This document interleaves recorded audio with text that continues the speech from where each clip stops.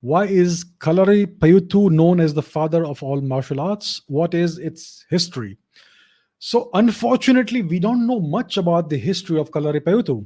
We know that it's one of the ancient martial arts of India, one of the few surviving ancient martial arts of India.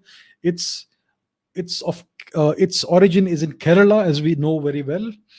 We don't really know how old it is. It is clearly of great antiquity, but we don't have an exact idea of what precisely its age is, because, as I will say again and again, our historians have never tried to investigate the matter. So we don't know how old it is. It is clearly a very ancient martial art.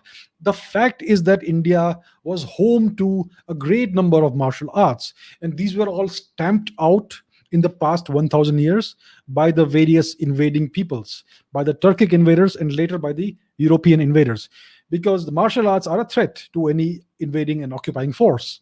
So they tried to stamp these out, and most of these martial arts have now gone extinct. There's very little left. There is a martial art called Shastra Vidya that is still practiced by some people in northern India, and some other forms of martial arts. In Manipur, there is still the indigenous martial arts called Thangta, etc., which is still prevalent. Even that has been curtailed to some extent because of the British occupation. But apart from that, there are very few martial arts left in India. Kalaripayattu, thankfully, is still there. It's a very ancient martial art.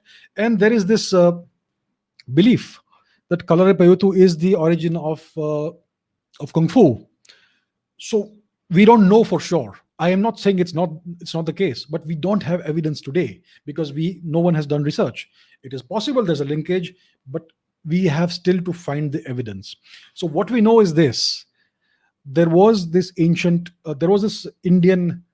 uh, monk called Bodhidharma, who was a Buddhist monk, and he was also a great practitioner of dhyana meditation, which is an ancient form of Indian meditation.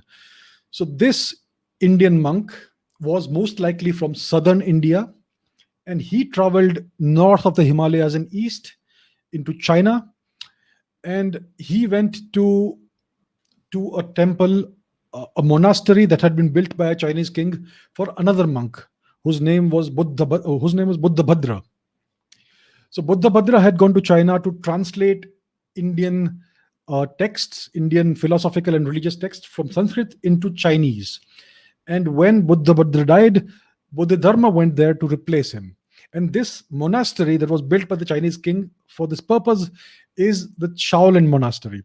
And it is Bodhidharma who introduced this ancient Indian martial art to the Chinese, and the Chinese developed it further, and it is now known as Kung Fu. It is clearly of Indian origin. Even the Shaolin Temple's website states this unambiguously, that Kung Fu originated with the Indian Dhyana master Bodhidharma. And from China, this martial art traveled to various places. So in Japan, you have this form of Okinawan karate called Shorin Ryu karate. It originated in Okinawa, in the island of Okinawa. And Shorin Ryu means Shaolin school in Japanese. And Shaolin Kung Fu has also influenced Korean martial arts and various other martial arts of various parts of Eastern Asia. So if there is a definite connection between Kalaripayattu and Shaolin Kung Fu, then one could definitely make the statement, make the assertion that Kalaripayattu may be the father of all Eastern Asian and Indian martial arts. But we don't know for sure.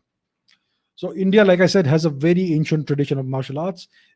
In the Mahabharata time, the Guru Dronacharya, was a teacher of martial arts. He taught his students various martial arts. So we have had a very ancient tradition of martial arts. As for Kalaripayattu, we still don't know for sure, but it's definitely a candidate.